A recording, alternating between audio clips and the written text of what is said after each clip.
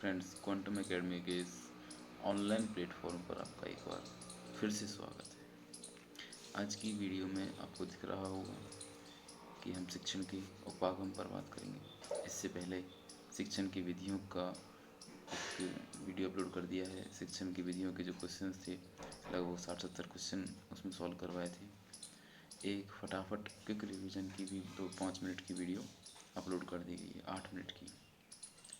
आज की इस वीडियो में शिक्षण के उपागम पर बात करेंगे। शिक्षण के उपागम, देखिए गणित और विज्ञान के जो उपागम हैं वो सेम है, इसलिए इनको एक साथ ही पढ़ते हैं, अलग अलग पढ़ने की ज़रूरत नहीं है। तो शिक्षण के उपागम यानी टीचिंग अप्रोच। टीचिंग अप्रोच का मतलब है एक तरह से दृष्टिकोण या दर्शन। जिस एंगल से आप स्टूडेंट से बिहेवियर करते हैं, व्यवहार करते हैं, वो उपागम ही है। एक तरह से इनको शिक्षण विधियों का आधार भी कह सकते हैं। जिस आधार पर शिक्षण विधियों का फॉर्मेशन होता है, वे दृष्टिकोण, वे दर्शन, वे आधार, वे सिद्धांत, वे नियम, वे तरीके, वे शिक्षण के उपागम कहलाते हैं। जिनके आधार पर शिक्षण विधियों का निर्माण होता है, शिक्षण विधियाँ अप्लाई की जाती हैं, वो शिक्षण के उपागमों पर आधारित होती हैं। हम हमारे जो सिलेबस में रीट के मेंस के सिलेबस में जो शिक्षण के उपागम दिए हुए हैं, उनमें मुख्य जो उपागम पढ़ते हैं, हम 10-11 उपागम पढ़ते हैं। यहाँ पर हम 11 उपागमों की बात करेंगे। शिक्षण उपागम क्या निर्धारित करता है कि कक्षा में टीचर का व्यवहार कैसा रहेगा, कक्षा में विद्यार्थी कैसी गतिविधियाँ करेंगे, कक्षा में किस प्रकार से टीचर बातचीत करेगा, कौन सी शिक्षण विधि का यूज करेगा, कब उसे क्या करना है। एक तरह से हम कह सकते हैं कि जैसे पेपर लेते हैं ना, मूल्यांकन करते हैं, उस समय जो टेस्ट पेपर बनाते हैं, उस टेस्ट पेपर का आधार होता है ब्लूप्रिंट। ब्लूप्रिंट के आधार पर टेस्ट पेपर बनाया जाता है। उसी प्रकार ये पढ़ाने के जो तरीके हैं, गतिविधियाँ हैं, उनका जो आधार है वो शिक्षण उपागम है। शिक्षण उपागम एक तरह से मार्गदर्शक सिद्धांत कह सकते हैं, ब्लूप्रिंट कह सकते हैं। अब हम शुरू करते हैं। तो हम कौन कौन से उपागम पढ़ेंगे ये देखते हैं। टीचिंग अप्रोच दृष्टिकोण दर्शन है, जो व्यवहार को निश्चित करता है, गतिविधियों को, बच्चों की सीखने की प्रक्रिया को, प्रस्तुतिकरण को, और उसके लक्ष्य क्या हैं, उनको हम किस चीज़ को प्राथमिकता देंगे, वो ये एक तरह का ब्लूप्रिंट होता है, मार्गदर्शक सिद्धांत होते हैं। इसमें क्या करते हैं, पाठ्यक्रम की योजना के किस तरह से पाठ्यक्रम पूरा होगा उसको भी ध्यान में रखा जाता है। कौन कौन सी शिक्षण विधियों का प्रयोग करना है, कौन से संसाधनों को, शिक्षण सहायक सामग्री का उपयोग करना है, हमें मूल्यांकन कैसे करना है, इन सभी बातों का निर्धारण कौन करता है, शिक्षण उपागम। ठीक है। अब हम देखते हैं कि हमारे सिलेबस में कौन कौन से उपागम पढ़ने हैं हमको। तो लगभग 11 उपागम हैं जो ये दिए हुए हैं, जिनमें है हर्बर्ट के पाठ्य योजना उपागम, जो कि हर्बर्ट ने दिया था। हर्बर्ट पंचपदीय उपागम भी कहते हैं। ब्लूम की टैक्सोनॉमी पढ़नी है, मॉरिसन का इकाई योजना उपागम पढ़ना है, माइक्रो टीचिंग अप्रोच पढ़नी है, सूक्ष्म शिक्षण उपागम, एक है कंस्ट्रक्टिविस्ट और रचनावादी निर्मितवादी उपागम, एक है 5E निर्मितवाद उपागम जो कि रोजर वाइवी का है, NCERT उपागम HR दवे का, SR दवे का, पूछताछ उपागम, रक्षा उपागम जिसको सचमैन ने दिया था, दल शिक्षण उपागम, टोली शिक्षण जो कि हार्वर्ड विश्वविद्यालय अमेरिका के विलियम हार्वे और मिशिगन ने इसको तैयार किया था, इसका विकास किया था। 10वां है अभिक्रमित अनुदेशन उपागम, जिसके प्रकार पढ़ेंगे, उनको देने वाले पढ़ेंगे। BF स्किनर इसमें मेन रोल में रहते हैं। और अमेरिकन उपागम, अमेरिकन उपागम के में अमेरिकन उपागम में इतनी कोई बड़ी बात नहीं है, एक आध 2 लाइन पढ़नी है, बाकी 10 उपागम हमारे इम्पोर्टेंट हैं और ये क्वेश्चन 10 उपागम से आता है। आज की इस वीडियो में हर्बर्ट उपागम के बारे में बात करेंगे। देखिए हर्बर्ट पाठ्य योजना, जिसको हर्बर्ट पाठ्य योजना कहते हैं, हर्बर्टियन कहते हैं, अमेरिकी उपागम कहते हैं। वो अमेरिकन उपागम अलग है, ये अमेरिकी उपागम इसलिए क्योंकि हर्बर्ट अमेरिका के थे, जॉन फ्रेडरिक हर्बर्ट। इसके प्रतिपादक हैं हर्बर्ट, और हर्बर्ट के चेला थे जिल्लर। हर्बर्ट और हर्बर्ट के शिष्य जिल्लर। हर्बर्ट, आप जानते हैं कोई भी क्लास हो उसमें सबसे पहले क्या करते हैं, फिर उसके बाद क्या करते हैं, आपने अगर देखी हो क्लास, उसी सबसे पुरानी योजना है हर्बर्ट पाठ्य योजना। शास्त्रीय योजना कह सकते हैं, सबसे प्राचीन योजना कह सकते हैं। इसीलिए सभी पाठ्य योजनाओं की जननी भी हर्बर्ट पाठ्य योजना को कहा जाता है। हाँ, तो अब तक हमने जो बातें की हैं उनमें है कि शिक्षण उपागम होते क्या हैं। तो ये शिक्षण विधियों का आधार होते हैं। और कक्षा में गतिविधि, बच्चों की बातचीत, बच्चों से कैसे व्यवहार करना है, मूल्यांकन कैसे करना है, उसका हमारा जो लक्ष्य है वो पूरा हो रहा है नहीं हो रहा है, पाठ्यक्रम समय पर पूरा कैसे होगा, इन सभी का आधार होता है शिक्षण उपागम। ये हमने बात की। 10-11 उपागम पढ़ने हैं हमको, जिनमें पहला उपागम हर्बर्ट पाठ्य योजना है। हर्बर्ट पाठ्य योजना को हर्बर्टियन कहते हैं। अमेरिका में इसका विकास हुआ था, इस जो पाठ्य योजना का। जबकि हर्बर्ट जर्मन के दार्शनिक थे, जर्मन के विचारक थे, लेकिन विकास इसका अमेरिका में हुआ था।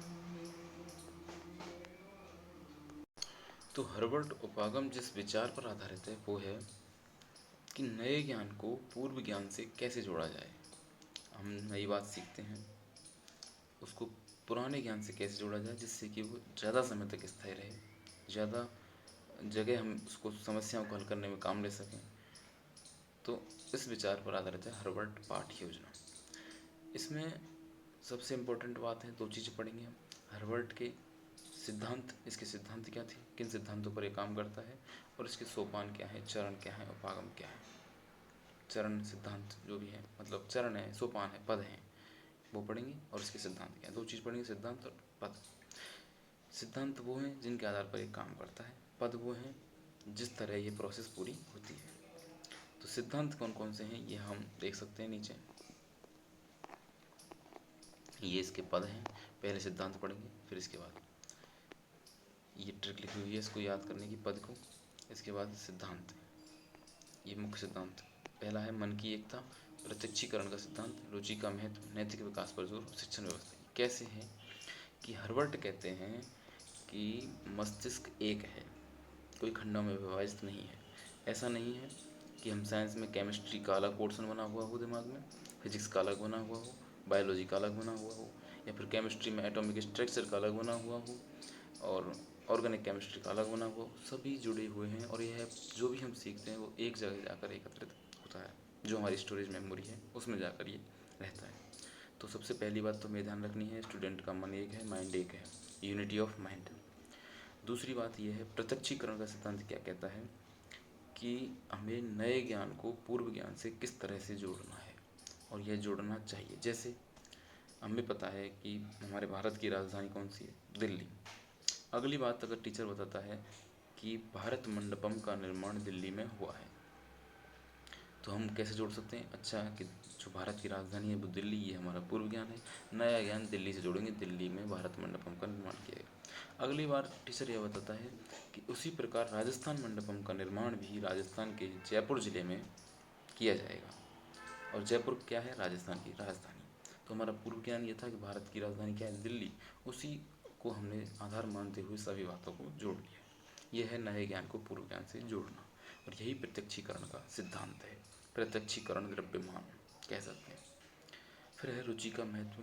सबसे इम्पोर्टेंट बात यह है कि कोई कितना भी ज्ञान पेल दे, बहुत ज़्यादा ज्ञान के भंडार खोल दे, बिना देखे ऋग्वेद के मंत्रों को बोल दे, यजुर्वेद के मंत्रों को बोल दे, पूरी किताब बोल दे, वो इतना इम्पोर्टेंट नहीं है जितना कि एक स्टूडेंट में इंटरेस्ट पैदा करे।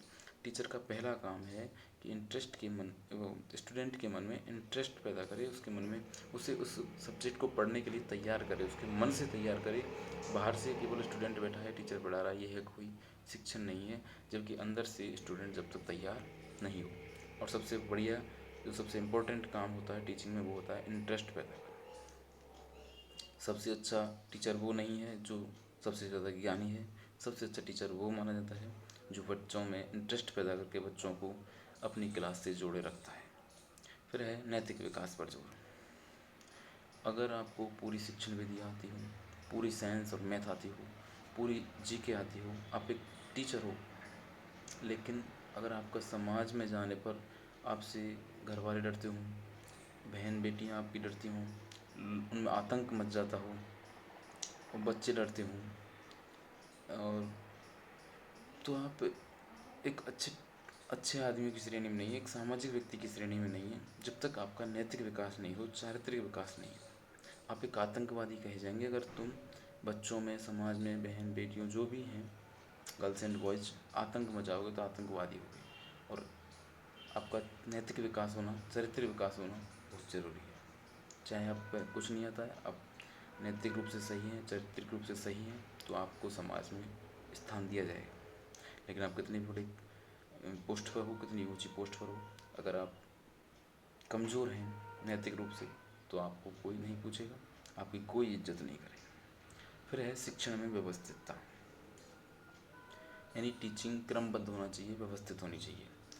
ऐसा नहीं है कि मैं कभी आपको कपाल के बारे में पढ़ा दूँ, ब्रेन के बारे में पढ़ा दूँ, और कभी आमाशय के बारे में पढ़ाएं, कभी लार ग्रंथि बताएं, तो कभी रीढ़ की हड्डी के बारे में बात करें, कभी हम नर्वस सिस्टम की बात कर रहे हैं, तो कभी हम हड्डियों, जो शरीर में हड्डियों की संख्या है उस पर बात कर रहे हैं। एक तरह से हमें पार्ट में विभाजित करना चाहिए सिलेबस, और व्यवस्थित ढंग से कंप्लीट करवाना चाहिए। तो शिक्षण में व्यवस्थितता भी होनी चाहिए, सीक्वेंस होना चाहिए, बिना सीक्वेंस के कुछ नहीं है। फिर है, अब ये तो है सिद्धांत, ये सभी शिक्षण उपागमों के सिद्धांत मान सकते हो। हर जो अच्छा शिक्षण उपागम होगा उसमें ये होने चाहिए, इसीलिए इस उपागम को सभी पाठ्य योजनाओं की जननी कहते हैं। अब है इसके सोपान और पद, ये हैं। देखिए ध्यान से सुनिए कि हर्बर्ट ने इसकी शुरुआत की थी, और हर्बर्ट ने अपने शिक्षण उपागम का जब शुरुआती सिद्धांत दिया था, पाठ्य योजना दी थी, उस समय 4 पद बताए थे, जिनमें स्पष्टता थी, संबंध थी, व्यवस्था थी और विधि थी। स्पष्टता मतलब जो भी विषय वस्तु है उसको स्पष्ट रूप से व्यक्त करना, अभिव्यक्त करना टीचर का काम है। फिर संबंध का मतलब नए ज्ञान में और पुराने ज्ञान में संबंध स्थापित करना। अच्छा, तीसरी है व्यवस्था। व्यवस्था का मतलब है सामान्यीकरण। आपने 5-7 पैटर्न बनाए, 5-7 उदाहरण दिए, उनके हिसाब से जो नियम बनेगा, जो सिद्धांत बनेगा, जो कथन बनेगा, वो आपकी व्यवस्था है।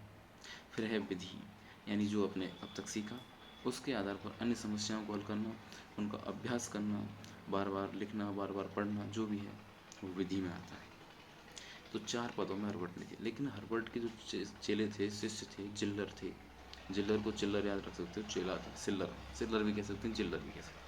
इसने इस स्पष्टता को, जो हर्बर्ट ने अपने पदों में स्पष्टता नाम का पद दिया था, उसको 2 भागों में बांट दिया, प्रस्तावना और प्रस्तुतिकरण। इस वजह से इस उपागम का नाम हर्बर्टीय पंचपदीय पाठ्य योजना या पंचपदीय उपागम भी कहते हैं। इसमें आपको ये पद ध्यान रखने हैं कि पहला पद है प्रस्तावना, फिर दूसरा है प्रस्तुतिकरण, तीसरा है तुलना, चौथा है सामान्यीकरण, पांचवा है एप्लीकेशन, अनुप्रयोग। प्रस्तावना पद का मतलब है कि बच्चों को इस हिसाब से तैयार करना कि वो अपने नए ज्ञान को सीखने के लिए तैयार हो जाए। इसमें टीचर कुछ क्वेश्चंस का भी काम यूज कर सकता है, कोई घटना को बता सकता है, कोई कहानी सुना सकता है, जिससे कि बच्चे नए ज्ञान को सीखने के लिए तैयार हो जाएं। उसे बोलते हैं प्रिपरेशन, प्रस्तावना, तैयारी। दूसरा है, अब जब बच्चे सुनने के लिए तैयार हैं, सीखने के लिए तैयार हैं, उस समय अपने विषय वस्तु को स्पष्ट रूप से, व्यवस्थित ढंग से, आकर्षक तरीके से प्रस्तुत करना, जिससे बच्चे उसे समझें, सुने और लास्ट तक देखते रहें, सुनते रहें। फिर तीसरा जो पद है वो है तुलना का। तुलना को पहले उसने संबंध के नाम से बताया था हर्बर्ट ने, इसने तुलना नाम रख दिया था इसका, कंपैरिजन।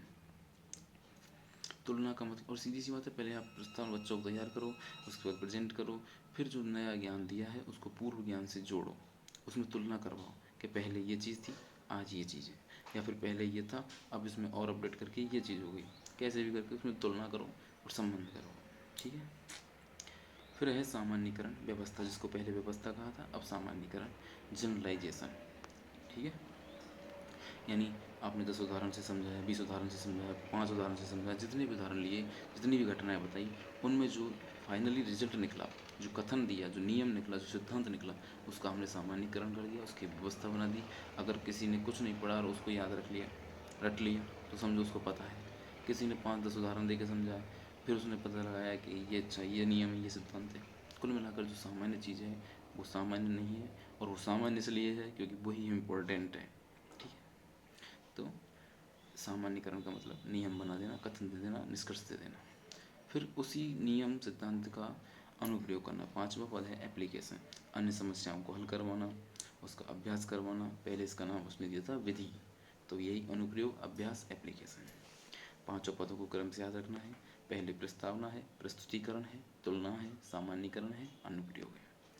इसको ट्रिक से याद रखते हैं। पेपर का प्रेजेंटेशन कंप्यूटर में जनरल ऐप पर हर्बर्ट ने करवाया। पेपर मतलब प्रिपरेशन, प्रेजेंट मतलब प्रेजेंटेशन, कंप्यूटर मतलब कंपैरिजन, जनरल मतलब जनरलाइजेशन, ऐप मतलब एप्लीकेशन। हर्बर्ट ने करवाया, हर्बर्ट के चेले ने करवाया। हर्बर्ट के ये 4 थे, 2 से ऐसे स्टार्ट हैं, 2 वैसे। स्पष्टता, संबंध, व्यवस्था, विधि। इसने 5 में तोड़ दिया। प्रस्तावना, प्रस्तुतिकरण, तुलना, सामान्यकरण, अनुप्रयोग। ठीक है, ये हर्बर्ट की पाठ्य योजना कंप्लीट है। अगली वीडियो में हम मॉरिसन की इकाई योजना पर बात करेंगे।